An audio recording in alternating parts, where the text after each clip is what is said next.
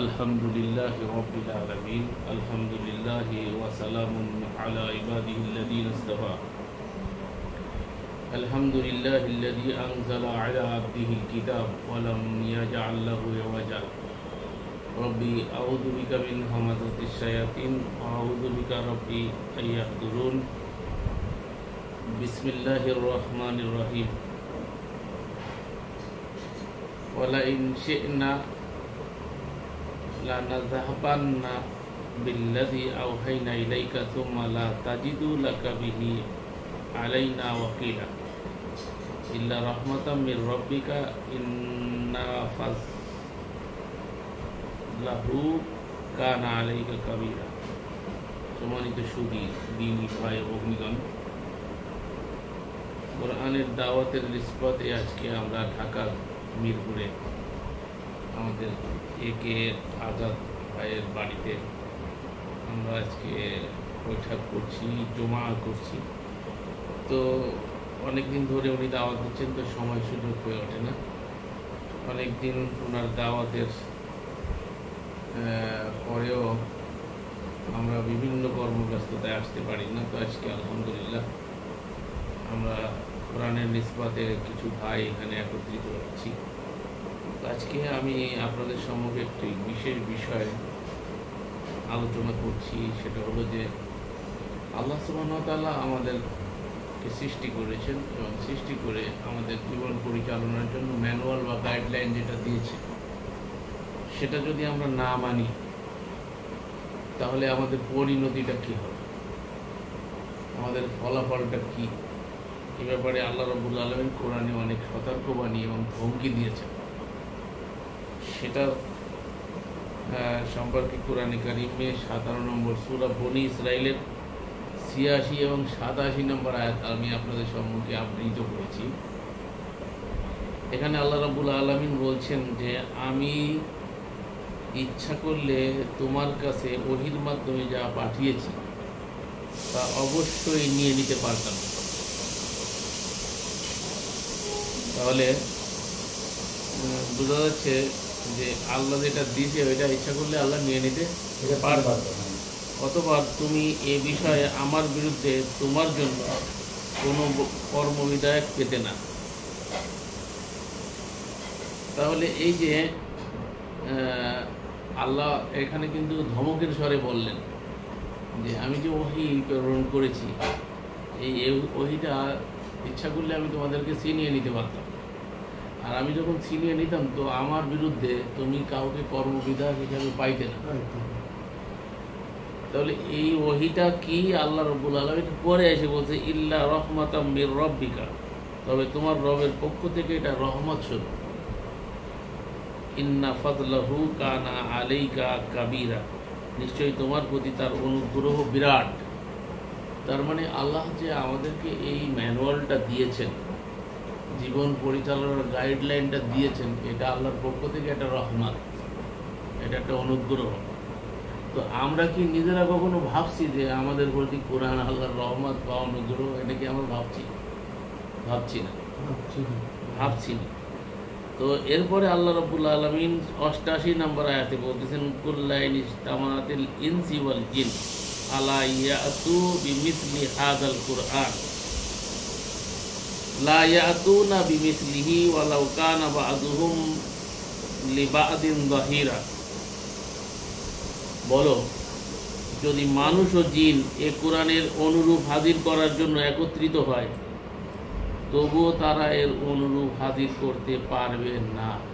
গোটা মানব, গোটা জিন যদি এর অনুরূপ হাজির করতে চায় তো সবাই মিলেও হাজির করতে পারবে না, যদিও তারা একে অপরের সাহায্যকারী হয়। এরপরে আল্লাহ বলছেন ওয়ালাকাদ সাররাফনা লিন-নাসি ফি হাযাল কুরআনি মিন কুল্লি মাসাল। আল্লাহ বলছেন আর অবশ্যই মানুষের জন্য এই কোরআনে আমি নানাভাবে বিভিন্ন উপমা বর্ণনা করেছি।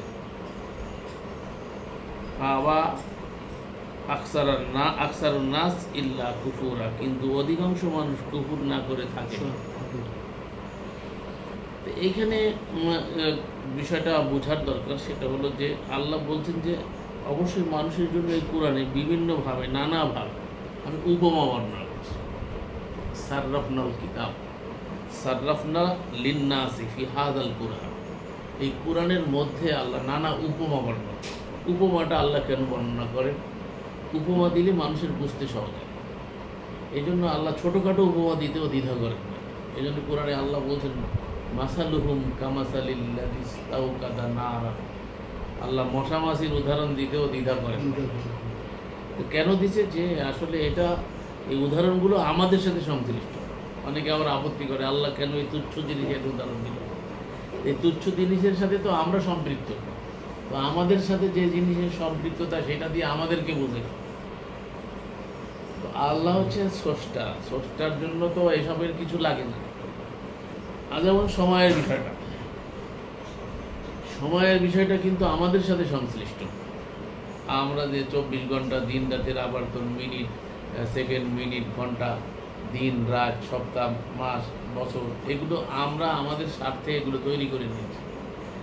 এই জন্য অনেকে জিজ্ঞেস করে, গতকালকে আমাকে একজন প্রশ্ন করতেছিল যে মাস, এর লিখিত আকারে এসে প্রশ্ন করছে যে আল্লাহ বলছেন যে পৃথিবী সৃষ্টির শুরু থেকে মাস গণনায় 12টি, তার মধ্যে 4টি মাস হচ্ছে নিষিদ্ধ মাস, যেখানে যুদ্ধ বিগ্রহ করা নিষিদ্ধ। আল্লাহ কোরআনে বলছেন এই কথাটা। দেখুন ওই 4 মাসের নাম কোথায়? এই যে যারা কোরআনকে অকার্যকর করতে চায়, খেয়াল করবেন, যারা কোরআন বিশ্বাসী বলে, আবার হাদিস এস্টাবলিশ করার জন্য আল কোরআনকে যারা প্রশ্নবিদ্ধ করতে চায়, তারা কিন্তু এই প্রশ্নগুলো আপনাদের সম্মুখে করবে। এই জন্যই আপনাদেরকে কথাগুলো বলতেছি। এখন এই 12টা মাসের কথা আল্লাহ বলেছেন, পৃথিবী শুরু 12 মাস। এটা হচ্ছে 9 নম্বর সূরা 36 নম্বর আয়াত, 36-37 পড়লে সেখানে আপনি পেয়ে যাবেন। তাহলে আল্লাহ বলছেন যে পৃথিবীর শুরু থেকে মাস গণনায় 12টি আল্লাহর কাছে, কি কিতাবুল্লাহ, আল্লাহর কিতাব। তাহলে মাস গণনায় 12টি, এটা আমরা সারা পৃথিবী ময় দেখতে পাই। যত ধরনের মাসে, বাংলা মাস হোক, আরবি মাস হোক, বা আরবি ক্যালেন্ডার হোক, বাংলা ক্যালেন্ডার হোক, ইংলিশ ক্যালেন্ডার হোক, যে কোনো ক্যালেন্ডারে মাস কিন্তু 12টা, কোথাও 11 মাস নাই। তাহলে আল্লাহর এই বিধান সুস্পষ্ট এবং সারা পৃথিবীময় এটা প্রতিষ্ঠিত একটা বিধান। এখন এর মধ্যে এই 12টা মাসের নাম কোরআনে নাই, শুধু একটা মাসের নাম কোরআনে আছে। এটা অনেকে আমরা জানি না কোন মাসটার নাম আছে, সেটা বলতো রমাদান। সূরায়ে আল বাকারার 202 নম্বর সূরা 185 নম্বর আয়াত, শাহরুর রমাদান আল্লাযী উনজিলা ফীহিল কুরআন। রমাদান হচ্ছে সেই মাস যে মাসে নাজিল করা হয়েছে আল কোরআন। কথা বলার সাথে সাথে কিন্তু আমাদের মেন্টালিটি চলে যায় আজ থেকে 1400 বছর আগে একটা রমজান মাসের একটা কদরের রজনীতে, মোবারক রজনীতে এই কোরআনটা নাজিল হয়েছে। এটা আমাদের মেন্টালি আইসা যায়। তার কারণ কি জানেন? এখানে কারণটা আপনাকে বুঝতে হবে। কারণটা হলো আমাদের ভিতরে ওই হাদিস ভিত্তিক ঐতিহাসিক চিন্তা চেতনা ব্রেনের মধ্যে ঢুকানো আছে। এই জায়গার থেকে আমাদেরকে বেরোতে গেলে, কোরআনের কনসেপশনটা আমাদেরকে নিতে গেলে কি করতে হবে? আমাদের পূর্ববর্তী যে চিন্তা আছে ওই চিন্তাটাকে দূর করতে হবে। মনে করেন এই গিলাসের মধ্যে পানি আছে, তো আপনি যদি এখানে শরবত নিতে চান তাহলে পানিটা ফেলে দিতে হবে, এটাকে খালি করতে হবে। খালি না করে যদি এর মধ্যে আপনি 1 গ্লাস পানি, এর মধ্যে যদি আপনি শরবত নিতে চান, ঢুকবে না। আর যদি ঢোকেও কিছুটা, তাহলে ওটা ভেজাল হয়ে যাবে, মিশ্রণ হয়ে যাবে। তাহলে আপনাকে যদি শরবত আছে পানি নিতে হয়, তাহলে শরবত ফেলাইতে হবে। আর পানি আছে যদি শরবত নিতে হয়, তাহলে পানি ফেলে দিতে হবে। এটাকে খালি করতে হবে। এটাকে কোরআনের ভাষায় বলা হয়, মানে আরবি ভাষায় বলে তাকলিয়া, খালি করা। আর আল্লাহ রাব্বুল আলামিন এটা সূরা আল বাকারা 2 নম্বর সূরার 155-56 এসে বলছেন। সেটা ওই যে আয়াতুল কুরসির পরে, ইয়াকুফুরু বিত-তাগুত ওয়া ইউমিন বিল্লাহ ফাকাদ ইসতামসাকা বিল উরওয়াতিল উসকা। যে তাগুতকে অস্বীকার করবে, তার মানে আগে যে তাগুতি চিন্তা চেতনা আপনার ভিতরে বদ্ধমূল আছে, ওইটাকে খালি করতে হবে। ঠিক আছে? তাই ইয়াকফুর বিত-তাগুত, ইয়াকফুর মানে কুফরি করলো, অস্বীকার করলো, ঢেকে ফেললো, মানে যে কোনোভাবে ওটাকে সে কী করলো, থেকে বিরত হলো। যেটা আছে আর কুফরি করা, কুফরি মানে ঢেকে ফেলা, কাফের। এই জন্য আমি আগে ইতিপূর্বে আপনাদেরকে বলেছি যে আরব দেশে কৃষকদেরকে কাফের বলা হয়। কৃষককে কাফের এই জন্য বলা হয়, কৃষকরা বীজটারে মাটির নিচে ঢেকে দেয়। আর যারা আল্লাহর বিধানকে ঢেকে ফেলে, মানতে চায় না, তারাই হচ্ছে কাফের। আচ্ছা, দুটোর মধ্যে একটা সামঞ্জস্য আছে। সামঞ্জস্য বুঝতে পারছেন? কাফেরকে কাফের কেন বলা হয়? আচ্ছা, মাঝখানে একটু বলি, আজকে আমার 3টা প্রশ্ন আছে। আচ্ছা, ওটা উত্তর দেবো লাস্টে, আপনার প্রশ্নের উত্তর লাস্টে দেবো, আগে আপনি কথা শোনেন। তাহলে ইয়াকফুর বিত তাগুত যদি না হয় তাহলে ইউমিন বিল্লাহ হয় না। তাহলে আগে হচ্ছে খালি করা, তারপরে কিছু রাখা যাবে। যদি খালি না করেন তাহলে সেখানে রাখা যাবে না। এই জন্য আল্লাহ রাব্বুল আলামিন আমাদেরকে কি বলছেন? ইয়াকফুর বিত তাগুত, তারা অস্বীকার করলো তাগুতকে, অর্থাৎ খালি করলো তাগুতি বিধান মনোমগজ থেকে, অন্তর থেকে সেটাকে বের করে দিল। তারপরে কাজটা কি করলো? ইউমিন বিল্লাহ, আল্লাহতে বিশ্বাস স্থাপন করলো। তাহলে কি লাভ হবে? আল্লাহ ফাকাদ ইসতামসাকা বিল উরওয়াতিল উসকা, সে এক সুদৃঢ় হাতলকে ধারণ করলো, তা কখনো ছিঁড়বার নয়। সেই উরওয়াতিল উসকা মানে আল্লাহর কিতাব কোরআন। এই কোরআন হচ্ছে আল্লাহর রজ্জু, আল্লাহর রশি, এটাকে মজবুতের সাথে সে ধারণ করলো, যা ছিঁড়বার নয়। তাহলে এটা মানে ভাবার্থ হচ্ছে কি যে আমি কোরআন ধরবেন ছেড়বেন না, এরকম কাগজের কোরআন না। আসলে কোরআনের বিধিবিধান আপনি জীবনে যদি বাস্তবায়ন করতে চান তাহলে আল্লাহর সাথে আপনার সম্পর্কটা স্থাপিত হবে। তো আল্লাহর সাথে যে যার সম্পর্ক স্থাপিত হয় তার জীবনের কোনো ক্ষতি হওয়ার সম্ভাবনা নাই। তার মানে সর্বোচ্চ পাওয়ারের সাথে আপনার সম্পর্ক হবে। পৃথিবীতে যার সর্বোচ্চ পাওয়ারের সাথে সম্পর্ক হয় পৃথিবী, সে দেখেন উঁচু গলায় কথা বলে, হ্যাঁ, কাউকে পরোয়া করে না। তো আপনি তখন এরকম হতে পারবেন, কাউকে পরোয়া করে না এরকম লোক বাংলাদেশে অনেক রাস্তায় আছে, অনেক রাস্তায় আছে, কাউকে পরোয়া ড্যামকে আসে, কারো কাছে যায়ও না, কারো তা খায়ও না, কারোকে নিয়ে তাদের কোনো চিন্তা নেই, কারো ক্ষতিরও চিন্তা করে না, কারোর বয়সে সম্পূর্ণটা একেবারে এক মালিকের পরে ভরসা করে আছে। এরকম বস্তা গায়ে দিয়ে ঘুরে বেড়াচ্ছে, আপনি টের পাচ্ছেন না যে এরকম কিছু লোক সমাজে আছে। আমি তার মানে বস্তাওয়ালাদেরকে সব যে আবার ভালো তা বলতেছি না, ভণ্ড তো আছে বলতেছি, মানে সে কাহারও মুখাপেক্ষী না, কারোর কাছে যায় না। করোনার সময় একটা টিকা লাগায়নি, হ্যাঁ, এসির মধ্যে থাকে না, রাস্তায় পড়ে থাকে, মশাই কামড়ায় সারাদিন, হ্যাঁ, যে কোনো মানে কারোর কাছে কিছু চায় না। কিন্তু দেখেন, আপনি দেখছেন এই লোকগুলোরে, এরা কিন্তু কারোর কাছে চায় না। অনেকে আছে আবার ভ্যাট ধরেছে, তারা চায় পড়ে, আমি তাদের কথা কিন্তু বলতেছি না, আমি তাদের কথা বলছি যারা সম্পূর্ণ নির্ভর করে আছে সেই মালিকের উপর, সেই মালিকের সাথে তাদের সম্পর্ক। কিন্তু আপনি বাহ্যিকটাকে লক্ষ্য করতেছেন যে এর কাছে সম্পদ নেই, আর রাস্তায় পড়ে আছে মশাই কাছে। আরে আপনি মশাই খাইলে তো আপনার ম্যালেরিয়া, আপনাদের হসপিটালে নিয়ে লক্ষ লক্ষ টাকা খরচ করে বাঁচাইতে হয়, তো ওরে তো মশাই কামড়ায় কিছু করতে পারে না, ওরে তো করোনার টিকা লাগলো না। তো করোনা একটা পাগল রাস্তার মরছে, আমার একটা ইতিহাস দেখান। এই করোনার 2 বছর কবে ছিল? করোনা 3 বছরের মতো করোনা ছিল। তো করোনার মধ্যে একটাও মারা গেছে? আপনারা কেউ শুনছেন রাস্তার কোনো পাগল মারা গেছে করোনায়? যারা এসিতে ছিল, যারা ভোগ বিলাসে ছিল, তাদের মধ্যেই বেশি মারা গেছে। একটা উদাহরণ দিলাম, এটা কোনো আমাদের আসল কথা না। আমাদের কথা হচ্ছে কি যে যারা আল্লাহর সাথে সম্পৃক্ত হয়, পার্থিব জীবনের সম্পদটাকে বেশি হওয়া মানে আল্লাহর সাথে সম্পৃক্ত হওয়া এটা না। পার্থিব জীবনের সম্পদ যে যত বাড়াইছে তার সমস্যা তত বেশি, তার চিন্তা তত বেশি। তার কোলাপসিক্যাল গেট লাগাইতে হয়েছে, তারপরে তাকে তালার ঘরে তালা লাগাইতে হয়েছে, তারপরে নিরাপত্তাহীনতায় ভুগতে হয়েছে, আর হচ্ছে, এটাই স্বাভাবিক। আর যার কিছু নাই তার তো চিন্তাও নেই, ঘর খুলে দিয়ে থাকবে, নেবে কি? কথা বলবেন নাই, নেওয়ার কিছু নেই। আবার ও পৃথিবী সবর, चीन अरब हमारा, हिंदुस्तान हमारा, मुस्लिम है वतन है सारा जहां हमारा। इकबाल मरहुम बोलते हैं, चीन अरब हमारा, हिंदुस्तान हमारा, मुस्लिम है वतन माने देश, सारा देश ही हमारा, सारा पृथিবী আমার। যেহেতু আল্লাহ আমার আর সারা পৃথিবী তো আল্লাহর, তো আল্লাহর যেখানে আমার জায়গাও সেখানে। ঠিক কথা, ঠিক কিনা? আমার মালিকানা মূল মালিক কে? আল্লাহ। হ্যাঁ, পরের জায়গা পরের জমি ঘর বানাই আমি রই, আমি তো সেই ঘরের মালিক। যতই বলি আমার আমার আমার আমার কইরা আমি সবই বিনাশ করিলাম, অবশেষে খালি হাতে পরকালে চলিলাম। এই বাস্তবতাকে অস্বীকার করতে পারবে পৃথিবীতে? আমরা আসার সময় কি কিছু নিয়ে আসছিলাম? যাওয়ার সময় কিছু নিয়ে যাইতে পারবো? সবাই আমরা জানি এই কথাটা, কিন্তু আমরা মানি না। তারপরেও দুনিয়া জমা করি, তারপরেও দুনিয়ার পিছনে দৌড়াচ্ছি। আর আল্লাহ হচ্ছে আল্লাহকুমুত তাকাসুর হাত্তা যুরতুমুল মাকাবির, প্রাচুর্যের মোহ তাদেরকে মোহচ্ছন্ন করে রেখেছে, হাত্তা যুরতুমুল মাকাবির, এমনকি তারা কবরে পৌঁছে যায়। আরও পাইতে চায়, আরও পাইতে চায়, আরও পাইতে চায়, পাওয়ার কোনো শেষ নেই। পাইয়ে যে ভোগ করতে পারবে না তাও জানে। বেনজির জানতো যে এত সম্পদ আমি কি করে ভোগ করবো। ওই যে আমি সেদিন রিসোর্টে ওই জন্য বলতেছিলেন যে রিসোর্টে গেছিলাম, রিসোর্টটা ওনার খুব পছন্দ হয়েছে, উনি বেড়াইতে যাবেন।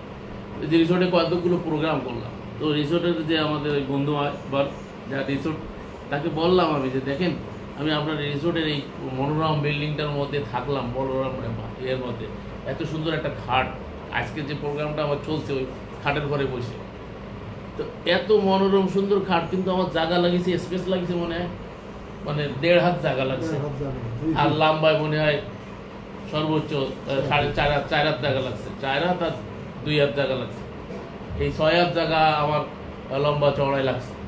তো এইটুকু আমি ভোগ করেছি, এত টোটাল ঘরটা আমি ভোগ করতে থাকলেও আমি ভোগ করতে পারি, তো টোটাল ঘরটা যেমন ভোগ করতে পারিনি, টোটাল খাটটা তেমন ভোগ করতে পারিনি, টোটাল হোটেলটা ভোগ করতে পারিনি একসঙ্গে, টোটাল প্রজেক্টটা যে আপনার এটা ওটাকে বলে গার্ডেনটা, এত সুন্দর বাগিচা, কিন্তু একই সঙ্গে তো আমি ভোগ করতে পারছি না।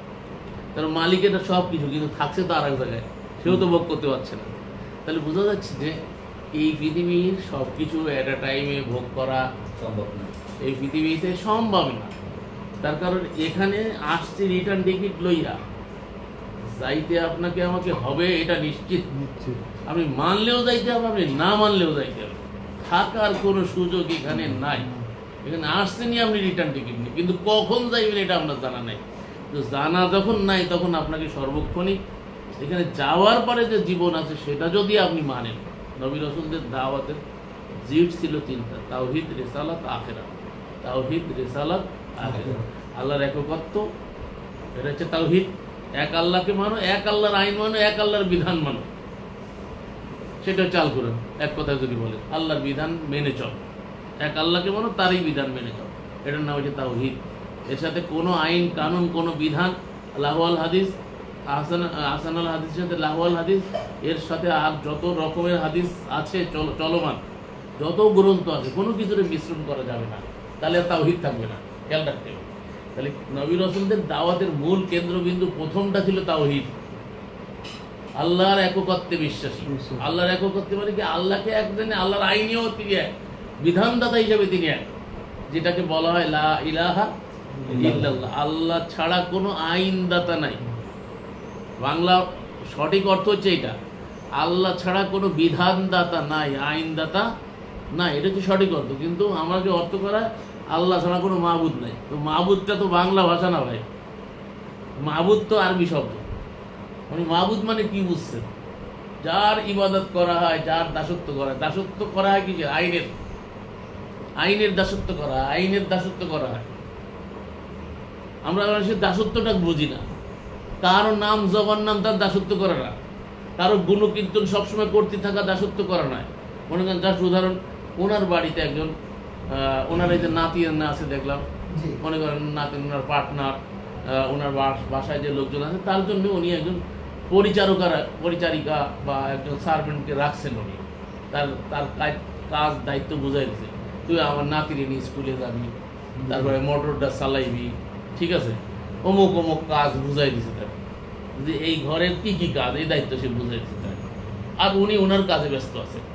এখন এমতো অবস্থায় ওই যে লোকটা আছে যাকে দায়িত্ব দেওয়া হয়েছে, সে করে কি, যে ঘরের এক কোণায় বসে যায় নামাজ বিছায়া, হ্যাঁ, খালি বলে একে আজাদ ভাই ভালো, একে আজাদ ভাই ভালো, একে আজাদ ভাই ভালো, তার তুলো হয় না, এক আজাদ ভাই ভালো, একে আজাদ ভাই ভালো, সারাদিনই করে। নাতিকে আমার স্কুলে নিয়ে চলো, ও কাকে ওইসবের মধ্যে দেখো, একে আজাদ মনুষাক নাই করতাম, সারাদিন বসে ওনার তাসবিহ আর ওনার নামগুলো কীর্তন করতো। উনি বাড়ি তো সচরাচর আসে না, হঠাৎ করে একদিন আসে, আইসে নাতিকে জিজ্ঞেস করতেছে, নাতি কি ব্যাপার, তুমি স্কুলে যাও? স্কুলে কি করে যাবো? না না, আপনার যে যাকে নিয়োগ দিয়েছেন আমার স্কুলে নিয়ে যাবেন, সে তো সারাদিন আপনার গুণকীর্তনে আছে। আপনি ঘরের ভিতরে রুমের মধ্যে যে দেখলো যায় নামাজ বিছায়, তসবিহ একটা হাতে নিয়ে, হ্যাঁ, আর বলতেছে কে আজাদ ভাই ভালো, ঘরের কাজ সব এলোমেলো, পানি নাই, সব মানে মোটরে পানি উঠায় না, গোসল করতে পারছে না, খাইতে পারতেছে না, সব একটা অবস্থায় হতবরলা। এর মতো অবস্থায় আপনি কি করবেন? ওরে এই প্রশংসায় আপনি খুশি হবেন না লাথি মারবেন? আপনারাই বললেন লাথি মারবেন। এই যদি হয় পরিস্থিতি, তো যে লোকটাকে আল্লাহ রাব্বুল আলামিন সৃষ্টি করে তার জন্য আল্লাহ দিলেন বিধান, আল কুরআন, এইটা হচ্ছে তার জীবন পরিচালনা। এই সংসার, জীবন সংসার এভাবে পরিচালনা করলে সে শান্তিতে থাকবে, তার কল্যাণে সেই মালিক দিলেন। কিন্তু সেইটা বাদ দিয়ে সে সারাদিন তসবির দ্বারা একটা নিয়ে সুবহানাল্লাহ সুবহানাল্লাহ সুবহানাল্লাহ আলহামদুলিল্লাহ আল্লাহ আল্লাহ আকবার করতে থাকলো। আচ্ছা বলেন, এতে কি হবে পৃথিবী? কি হবে ওই লোকটা? হ্যাঁ, আল্লাহ রাব্বুল আলামিনের নাম জপলে হয়তো তার অন্তরে প্রশান্তি আসবে, সেটা ভিন্ন কথা। কিন্তু স্মরণ করা, এই স্মরণ করার যে পদ্ধতি আল্লাহ দিল, সেইটাকে বর্জন করে যাহা আমরা শুরু করেছি, এইটা কি আল্লাহ চেয়েছেন বা এটা কি আল্লাহ বলেছেন? কি মসজিদে কি হাঁকাইয়া দাঁড়াও, জোরে আমিন বলো, জোরে আমিন বলো, এই নানান মানে এই সমস্ত বিষয়গুলো যেগুলো আমরা তৈরি করেছি, এই সব জিনিসগুলো যে আমরা তৈরি করে নিয়েছি, আল্লাহ বলছেন যে আমি ঘুরে ঘুরে উদাহরণ দিয়ে এই কোরআনকে বিবৃত করেছি মানুষের জন্য। কি জন্য? আল্লাহ যে বিধান দিয়েছেন, এই বিধানে আল্লাহর কি উপকার আছে? আপনি যদি না মানেন তাহলে আল্লাহর কোনো ক্ষতি নাই, এবং মানলেও আল্লাহর কোনো উপকারও নাই। বিষয়টা বুঝতে হবে। আল্লাহ বাইরেও যাবে না, কমবেও না। তিনি তো সর্বোচ্চ পাওয়ার, সে পাওয়ারে কম বেশি হয় না কিছু। সেখানে কমানোরও সুযোগ নেই, বাড়ানোরও সুযোগ নেই। আমরা যেরকম ফার্ম দিলি আমরা খুব অমুক নেতার চরিত্র ফুলের মতো পবিত্র হয়ে বললি যেরকম সে খুশি হয়, এরকম কোনো ব্যাপার নেই। আল্লাহ করলে আপনার লাভ। আপনি যদি আল্লাহর নাম নেন তা আপনি পবিত্র হবেন। আপনি যদি বলেন সুবহানাল্লাহ, তার পবিত্রতা যদি আপনি ঘোষণা করেন তো পবিত্র আপনি হইবেন। আল্লাহরে পবিত্র আপনি বানাইবেন না। আপনি বললে যে আল্লাহ পবিত্র, আগে অপবিত্র ছিল মাআযাল্লাহ, তা আপনি বললে পবিত্র হয়েছে নাকি আল্লাহ? কখনোই না। তাহলে কি বিষয়টা কি বুঝতে হবে? আমরা আরো ডিপে যাই না, আমরা বোঝার চেষ্টা করি না যে আমরা কি বলতেছি। সারাদিন সুবহানাল্লাহ সুবহানাল্লাহ মানে কি? আল্লাহ পবিত্র, আল্লাহ পবিত্র, আল্লাহ পবিত্র। আপনি বললে কি আল্লাহ আগে অপবিত্র ছিল? আপনি বলায় পবিত্র হচ্ছে নাকি? বরং আপনি পবিত্র হচ্ছেন তার পবিত্রতা ঘোষণা করে, বরং আপনি পবিত্র হচ্ছেন তার পবিত্রতা ঘোষণা করে। এটা আপনাকে বুঝতে হবে। আপনি যত তার গুণ কীর্তন করবেন, তার আইন মেনে চলবেন, কানুন মেনে চলবেন, আপনি ভালো থাকবেন। আপনি ভালো থাকেন সেজন্য বিধান দিয়েছেন তিনি। এখন সেই বিধান মেনে চললে আপনি এখানে কল্যাণে থাকবেন, পরকালে মুক্তি পাবেন। বিষয় এটা, আর কিছু না। এখানে শান্তিতে থাকবেন। এখন আল্লাহ যে বিধান দিয়েছে, সেই বিধানটা কি সেকেলে? সেই বিধানটা কি অচাল? এখন অচাল আমরা দেখতে পাচ্ছি সমাজে কেন চলছে না, কেন নিচ্ছে না মানুষ। এখানে একটা বিষয়, সেই বিষয়টা হচ্ছে এই সমাজের মোল্লারা ওই আল্লাহর বিধানের পাশাপাশি তাগুতি বিধানের মিশ্রণ করছে। মিশ্রণ করে দুই বিধান একত্রিত করে গুলাইয়া আপনাকে আমাকে ট্যাবলেট বানাইয়া খাওয়াইতে চাচ্ছে, ক্যাপসুল বানাইয়া খাওয়াইতেছে। এইটাকে মিক্সচার করার পরে যখন ডাইরেক্ট খাওয়াইতে যাবে তো আপনি হয়তো বুঝতে পারবেন না, নিতে পারবেন না। তো কি করছে, এরপরে ক্যাপসুল লাগাইছে। আগের জমানায় যখন ওই জ্বর হইতো বা কি জ্বর হইলে তিতে খাইতে, এখন হয়তো কোনিয়ান খাইতো। তখন ডাইরেক্ট ডাক্তাররা, আমি ছোটবেলায় দেখছি ডাক্তাররা এরকম বাইটে বাইটে বানাইতো, ডাক্তারের বাড়ি গেলে এক গ্লাস খাওয়াই দিত। কিন্তু এখন তো ডাইরেক্ট খাইতে পারে না মানুষ, সেজন্য কি করছে, ওই জিনিস ওই একই, কিন্তু ওইটাতে ক্যাপসুল বানাইছে। মানে প্লাস্টিকের একটা পাতলা প্রলেপ দিয়ে ওর ভিতরে ঢুকাই দিছে। পেটের মধ্যে গেলে গুলে যাবে, গুলে যেয়ে মানে মুখে যাওয়া পর্যন্ত, আপনার নাড়িতে যাওয়া পর্যন্ত আপনার তিতাটা অনুভব হবে না। কিন্তু জিনিস আপনার ওই তিতাই ঢুকাই দিচ্ছে, কিন্তু উপরে কি একটা ক্যাপসুল লাগাইছে। তা মোল্লারা কি করছে, বিভিন্ন রকমের ক্যাপসুল বানাইছে। তারা ক্যাপসুলের বিভিন্ন রকম আছে না, ঠিক মোল্লারা এরকম ক্যাপসুল বানাইছে। এই দুইটারে মিশ্রণ করছে, আর মিশ্রণ করতে তো আল্লাহ নিষেধ করছে।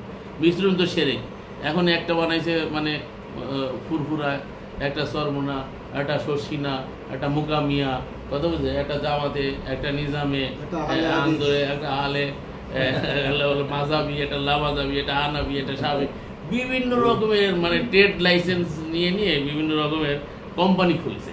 এই কোম্পানি থেকে আর একটা আলাদা আলাদা করে বিভিন্ন রকমের মানে মিক্সার করে করে আমাদের কাছে ধর্ম প্লেস করছে। আর সেটা আমরা গিলে খাইছি, গিলে ফেলাইছি অলরেডি, খাইতে খাইতে অভ্যাস হয়ে গেছে।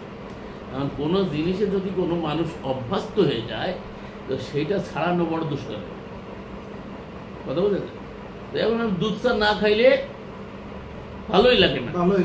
অথচ আজকের ঘটনা, ইসে নাস্তা দেরি হয়ে গেল, নাস্তা খাওয়ার পরে আমি জানি যে এই খাটাঘাট দুধ চাটা খাইলেই আমার সমস্যা হবে, বলে বেলাইছি, এখন দিয়ে দিচ্ছি। আমি কি করলাম, খাইয়ে ফেলাম, খাইতেছি সন্দেহের পরে।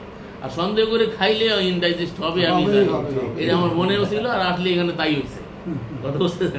তো এটা হচ্ছে বিষয় যে যারা এই সমস্ত খেয়ে খেয়ে অভ্যস্ত, এই ঢাকার এত মানুষগুলো, আমি তো অবাক হয়ে যাই যে এই মানুষগুলো যে ভেজাল খাচ্ছে, আর ভেজালের মধ্যে আছে ভেজালের শ্বাস প্রশ্বাস পর্যন্ত লইতেছে।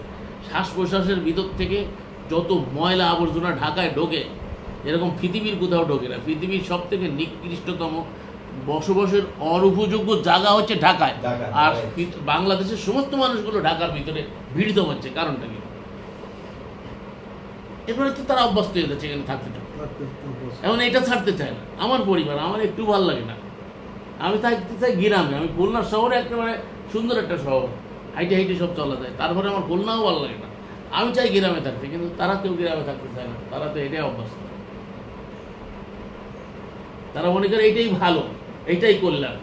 কিন্তু এখানে কোনো মুক্ত বাতাস আছে? আপনি যদি কোটি টাকা দেন, আপনি কোটি কোটি টাকার মালিক, আপনি আপনার ছাদে উঠে যদি মুক্ত বাতাস পান, এই সমস্ত ধোঁয়া আর ময়লার বাতাসই আপনার নাকের মধ্যে ঢুকবে।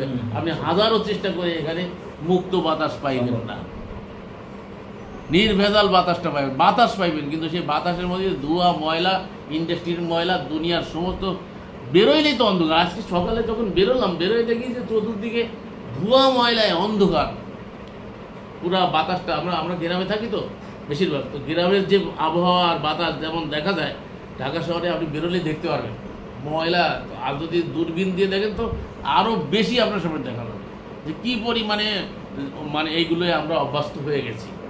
এখন আপনার আমার কাছে ভালো জিনিস দিন তো আপনি হজম করতে পারবো না। কেন নিতে পারতেছি না আল্লাহর বিধান? কেন আল্লাহর বিধান মোতাবেক চলতে? টোটাল ধর্মটাকে একটা ভেজাল বানায় আমাকে গিলানো হয়েছে। যাবো এখন আপনাকে সলিড জিনিসটা যখন আপনার সামনে প্লেস করা হচ্ছে, তখন আমি নিতে পারছি। পৃথিবীর সব থেকে নির্ভুলতম জায়গা অলরেডি সকলেই স্বীকার করতেছে, অমুসলিমরাও স্বীকার করতেছে যে পৃথিবীতে নির্ভুলতম জায়গা 1400, 1450, 1000 বছরের পরে যদি কোনো নির্ভুলতম গ্রন্থ থাকে, সেটা আল কোরআন, যেখানে কোনো ভেজাল ঢোকে না, বিসমিল্লাহ থেকে নাস পর্যন্ত। এটা সবাই স্বীকার করে। যারা মানে না তারাও কিন্তু এই কথাটা স্বীকার করে, কিন্তু কার্যত নিতে পারতেছি হয়তো টোটালি বিরোধিতা করা, বিসমিল্লাহর বাদ থেকে নিয়ে নাস পর্যন্ত টোটালি কোরআনের বিরোধিতা করা ধর্মের নামে। আপনি অধর্মের কথা বাদ দেন, যারা ধর্ম মানে না তাদের কথা বাদ দেন, যারা ধর্ম মানে, এই মসজিদের ভিতরে টোটাল কোরআন বিরোধী কর্মকাণ্ড করা হয়, সকাল থেকে শুরু হয়। না আপনাকে যদি আমি এক একটা করে ফিরিস্তি দেই, তাহলে আপনি আমার বিরুদ্ধে এমনি তো কয়েকদিন আগে শুরু হলো, আবার যাইতে হইলো আইন আদালতে, কত জায়গায় যাইতে হয়, কতল করতে আসবে, কত কিন্তু অর্ডার এক একটা করে সকাল দিয়ে আপনারা ডাকতেছে, যে আহ্বান করতেছে, আমি আর নাম নিচ্ছি না। ওইটা কোরআনে কোথায় আছে? ওইটা কি করে আহ্বান হয়? ওখানে আহ্বানের শব্দ দুটো আছে, দুটো শব্দ আছে আহ্বানের, আর বাকিগুলো কোনো আহ্বানের শব্দ নেই। তাহলে এটা দিল কি? এটা তো আল্লাহ দেয়। এখানে তো শুধু মুসলিম বসবাস করে না, এখানে মুসলিম, অমুসলিম, হিন্দু, বৌদ্ধ নির্বিশেষে সকলে এখানে বসবাস করে। তাহলে আল্লাহর বিধান তো এমন হতে পারে না যে এক দলে ডাকবেন আর এক দলে ডিস্টার্ব হবে, তা তো হতে পারে না। তো আমরা তো ডিস্টার্ব করতেছি। আপনি যেটা চান না সেই দিকে যদি আপনাকে ডাকা হয়, তাহলে বিরক্ত বোধ করে না? দেখেন তবলিগ আলাদা, চলেন ভাই, আমি ব্যস্ত, কাজ আছে, পেরেশানিতে আছেন, আপনার মা মারা গেছে, আমি সেজন্য গাড়ি ঠিক করার জন্য আইছেন, আপনারা ডাকতে চলেন ভাই মসজিদে যায়, সব আল্লাহ ঠিক করে দেবে। আপনার এই সময় ভালো লাগবে? বলে ওর কথা আপনার তিক্ত মনে হবে, কিন্তু ও তো বুঝতেছে না। ও তো মনে করছে আমি ভালো কাজের দিকে ডাকতেছি, ভালো কাজের দিকে, আল্লাহর দিকে ডাকতেছি। তো আপনি তো জানতেছেন যে আমি বড় আল্লাহর কাজে যাচ্ছি। আমার মা মারা গেছে, যে মার খেদমত করা, মার সাথে উফ শব্দ পর্যন্ত বলা যাবে না, কোরআনে এটা নির্দেশ। ওয়াকুল্লাহুমা কাউলান কারীমা ওয়াকুল্লাহুমা উফিন, এই শব্দটা আল্লাহ কোরআনে উচ্চারণ করেছে। উফিন, এই যে আমরা কষ্ট পেয়ে বলি না, উফ বলি না, এই শব্দটাই আল্লাহ কোরআনে উচ্চারণ করেছে। মানে আরবি না, এটা হচ্ছে মানুষের একটা ফেতরাতি, ন্যাচারালি একটা শব্দ। সারা পৃথিবীতে যে কোনো জায়গায় যে মানুষের আঘাত পাইলে কিন্তু সে ইংরেজের কাছে উফ কথা বুঝতে পারছেন? এই ন্যাচারালি শব্দটা আল্লাহ উচ্চারণ করেছে, ওয়াকুল্লাহুমা উফিন, তোমরা তাদের সাথে উফ পর্যন্ত বলিও না। এখন কি হচ্ছে? কোন পরিবারে আছে পিতা মাতার সাথে আচরণ করা হয়? না আলেমের ঘরে আছে, না জালেমের ঘরে আছে। সব জায়গায় প্রায় খারাপ অবস্থা। আলেমদের ঘরের মধ্যে ঘটনা এরকম দেখা যাচ্ছে। এই যে কালকের একটা দিছিলাম, অনলাইনে ছাড়লাম, হুজুর একটা পিটাইতেছে বেলায় ঘরের মধ্যে, টুপি মাছ জুব্বা গায়ে দিয়া মহিলারে পিটাচ্ছে, একটা ছোট বাচ্চাটা পড়ে যাচ্ছে সিঁড়ির পরে। কি অবস্থা!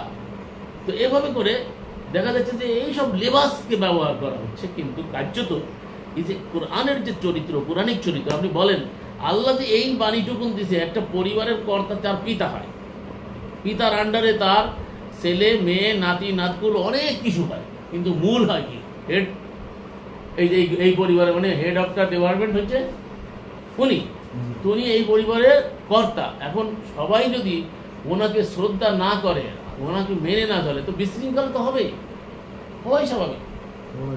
আর হচ্ছে তাই, গোটা পরিবারে কেউ কাউকে মানে না, পরিবারগুলো ধ্বংস হয়ে গেছে। চলে কিভাবে আমি তো তাই মনে করি, যে কিভাবে চলে আসতেছে আমার কাছে অবাক লাগে।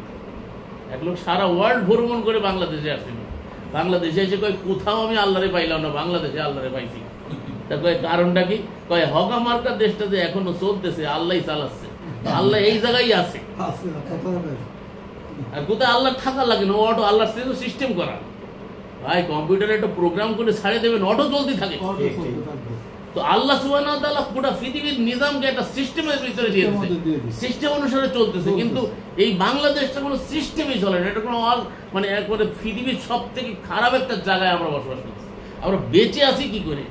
আমরা এখনো পর্যন্ত বেঁচে আছি তো আল্লাহর অনুগ্রহ, আল্লাহর একমাত্র করুণা ছাড়া বাঁচার কথা না। আমি আসতেছি আর ভাবতেছি, এই যে শ্বাস নিচ্ছি, শ্বাসের মধ্যে কত ময়লা আবর্জনা ঢুকতেছে নিতান্ত। এটা আল্লাহ আমাদের কি মনে হয় যে সেফটি যদি না দিত তাহলে আমাদের বাঁচার কথা না, আমাদের বেশি সময় বাঁচার কথা না, কিন্তু এটা আল্লাহ তার বিশেষ অনুগ্রহ দিয়ে আমাদেরকে বাঁচিয়ে রাখছে। বলতে চাচ্ছিলাম যে এই বিধান আল্লাহ রব্বুল আলামিন আমাদের কল্যাণে দিয়েছে, এতে আল্লাহর কিছু আসে যায় না, না মানলে। ওই বিধান মানলে আমরা শান্তিতে থাকবো। শুধু একটা পরিবার দেখেন, পরিবারে যে বিধানটা দিল, বলেন এটা কি কোনো পুরনো বিধান? আর এটা পুরনো হবে? আগেও যা ছিল এখনো তাই আছে, সামনেও তাই থাকবে। যদি মা বাবার সাথে সদাচার করে, ভালো আচরণ করে, এইটা কি কল্যাণকার কাজ না এটা অকল্যাণকার কাজ? এই পৃথিবীর কেউ বলবে এটা? বলে কোন নাস্তিক বলবে? সে আল্লাহতে বিশ্বাস করে না, সেও বলবে যে মা বাবার সাথে ভালো আচরণ করা, তাকে মেনে চলা, এটা কল্যাণকার কাজ, পরিবার ভালো থাকবে। এই বাস্তবতা অস্বীকার করার মতো উপায় আছে? ও আল্লাহরে মানে না, কিন্তু এই বিধানটা অস্বীকার করতে পারবে? তাহলে বোঝা যাচ্ছে নাস্তিকও আল্লাহর এই বিধানকে অস্বীকার করতে পারছে না, মেনে চলছে। নাস্তিককে যদি জিজ্ঞেস করা হয়, আল্লাহ কোরআনে বলছে আম খুলিকুম মিন গায়রি শাইইন আম হুম খালিকুন, তারা কি নিজেরাই নিজেদের স্রষ্টা, না তারা স্রষ্টা ছাড়া সৃষ্টি হইয়াছে? তাহলে না, কোন একটা নাস্তিককে যদি আপনি জিজ্ঞেস করেন যে ভাই তুমি আইছো কোত্থেকে, তোমার বানাইছে কিনা, তুমি কি তোমারে বানাইছো, একটা উত্তর আপনি জিজ্ঞেস করেন, বেশি দূর যাওয়া লাগবে না, খালি একটা প্রশ্ন করেন, ভাই তুমি কি তোমার স্রষ্টা, তুমি কি তোমাকে বানাইছো? উত্তর দিতে পারবে? কোনো মানুষ, যে কোনো একটা মানুষ, পৃথিবীর যে কোনো মানুষ, যে কোনো মতের, যে কোনো পথের, যে কোনো অঞ্চলের হোক না কেন, আপনি তাকে খালি জিজ্ঞেস করেন তুমি কি তোমাকে বানাইছো, না তোমাকে কেউ বানাইছে? কি অ্যান্সার আসে বলেন তো? নিশ্চয়ই আমি আমাকে বানাই নাই, কথা ঠিক কিনা? অ্যান্সার একটাই আসে, আমি আমাকে বানাই নাই, আমি আমাকে সৃষ্টি করি নাই। তাহলে সৃষ্টিকর্তা ছাড়া কি সৃষ্টি হয়? মানে সৃষ্টির জন্য সৃষ্টির কর্তা দরকার। টেবিলটা যখন দেখছেন তখন মনে হচ্ছে যে একটা মিস্ত্রি আছে, নাকি এমনি এমনি টেবিল হইয়া গেছে? চেয়ারে বসে আছি, এই চেয়ারটা কি এমনি এমনি হয়েছে? তাহলে এমনি এমনি যখন হয় না, তাহলে কেউ না কেউ বানাইছে। তাহলে ঠিক আপনি যখন একটা সৃষ্টি, নিশ্চয়ই আপনি দাবি করতে পারছেন না আমি স্রষ্টা, আপনি তো দাবি করতে পারছেন না আপনি স্রষ্টা। তাহলে আপনি যখন স্রষ্টা দাবি করতে পারছেন না, তাহলে আপনি সৃষ্টি। নিজেকে জিজ্ঞেস করেন, আপনি যখন স্রষ্টা দাবি করতে পারছেন না, তাহলে আপনি কি সৃষ্টি? তো আপনি যদি সৃষ্টি হন, তাহলে আপনার তো স্রষ্টা লাগবে অবশ্যই। এখন তাহলে আল্লাহ বলেন, রব বলেন, ভগবান বলেন, গড বলেন, ঈশ্বর বলেন, সে যে নামে আপনি জানেন, যে নামে বলেন, সেটা ভিন্ন কথা, কিন্তু স্রষ্টা তো একজন আছে যিনি আপনাকে আমাকে বানাইছেন। তো তিনি বানাইছেন যে, তো এমনি এমনি বানাইছে, উদ্দেশ্য ছাড়া বানায়নি। পৃথিবীতে কোনো জিনিস দেখান তো উদ্দেশ্যহীন আছে? একটা জিনিস দেখান উদ্দেশ্যহীন, কিছুই না। যে কোনো একটা জিনিসের দিকে যদি আপনি লক্ষ্য করেন, তার একটা উদ্দেশ্য থাকে। আল্লাহ এই কথাটা কোরআনে বলছে, আফাসিবতুম আন্নামা খালাকনাকুম আবাসাও ওয়া আন্নাকুম ইলাইনা লা তুরজাউন। তোমরা কি চিন্তা করেছো যে আমি তোমাদেরকে অনর্থক সৃষ্টি করেছি, আর তোমরা কি এটা ভেবে বসেছো যে তোমরা আমার দিকে পুনরায় প্রত্যাবর্তন করবে না, ফিরে আসবে না? মনে করছো যে মরেই গেছি, শেষ হয়ে গেছে সব। मौत को समझा है गाफिल इख्तिताम जिंदगी, मौत को समझा है गाफिल इख्तिताम जिंदगी, दरअसल मौत है इब्तिदाए जिंदगी। हे गाफिल, हे उदासीन, তুমি চিন্তা করে যে মৌত মানে তোমার জীবনের যবনিকা পতন সব শেষ হয়ে গেল? না, মৌত তোমার এক মহাজীবনের সূচনা হয়ে গেল। খেয়াল করছেন কি বলতেছে কথাটা?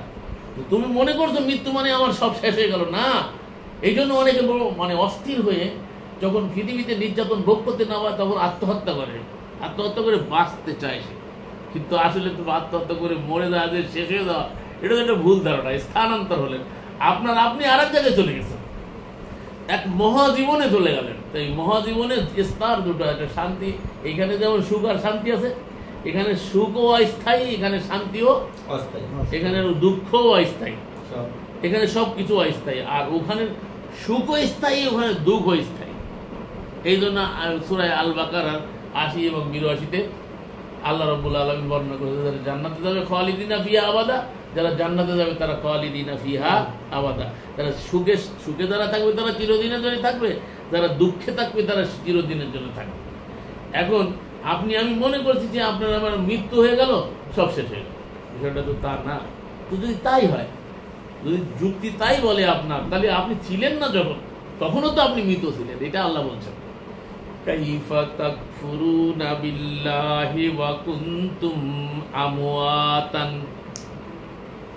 কেমন করে তোমরা সেই আল্লাহকে অস্বীকার করো, তোমরা ছিলে মৃত। এই যে মরে যাব না, তা আমরা আগে তো মৃত ছিলাম, মানে নির্জীব ছিলাম। জীবন আমাদের মতি ভাই ওইটা দাঁড়ান, দাঁড়ান, ঘুমাইতে পারি না, আমার আপনি সামনেই বসেন, সামনে বসেন, উনি বললেন আরো ঘুমাইবেন।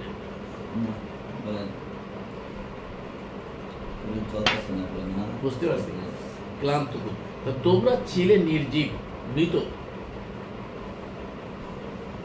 কাইফা তাকফুরুনা বিল্লাহি ওয়া কুনতুম আমওয়াতান, তোমরা মৃত ছিল। তা আমরা এই জীবনের আগে মৃত ছিলাম, তো আল্লাহ আমাদেরকে জীবন দিয়েছেন। ফাআহইয়াকুম, অতঃপর আমি তোমাদেরকে জীবন দিয়েছি। সুম্মা ইউমীতুকুম, এরপরে তোমরা আবার মরে যাবে। এই তিনটা জিনিস কিন্তু আমাদের চোখের সামনে, এজন্য আমরা বিশ্বাস করি, এই তিনটা আমরা দেখি। চতুর্থ আর একটা বলছে সুম্মা ইলাইহি তুরজাউন, এরপরে আবার তোমরা আল্লাহর দিকে প্রত্যাবর্তিত হবে, ফিরে যাবে।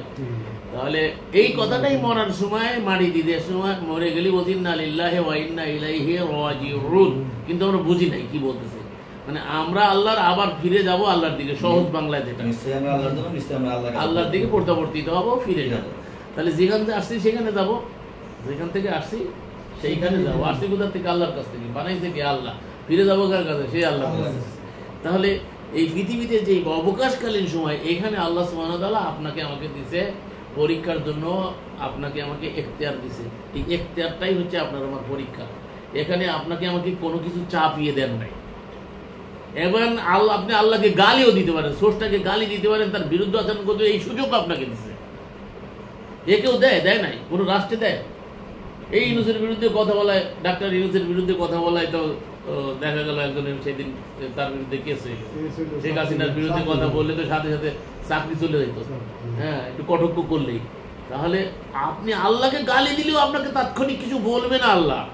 আল্লাহ হচ্ছে ফি তুগিয়ানিহিম, আল্লাহর যে কোয়ালিটি সব থেকে বড় কোয়ালিটি, সেই কোয়ালিটির পরে আর একটা কোয়ালিটি লাগাইয়া সে নিজেকে দাবি করতেছে আনা রব্বুকুমুল আলা, আমি শুধু রব নই, আমি হচ্ছে সব থেকে বড় রব, সর্বোচ্চ রব, আলা রব বলতেছে কি ফিরাউন। তার জীবনে মাথায় তালা দিল না, এত সুযোগ দিছে ইতিহাস করে, এতটা সুযোগ তাকে দিছে। ফি তুগিয়ানিহিম, তাকে ঢিল দিছে আল্লাহ রাব্বুল আলামিন, মৃত্যুর আগ পর্যন্ত ঢিল। এখন যখন শেষ ধরছে, তখন ইঁদুরের মতো চুবনি খাচ্ছে, এখন ইমান আনতেছে।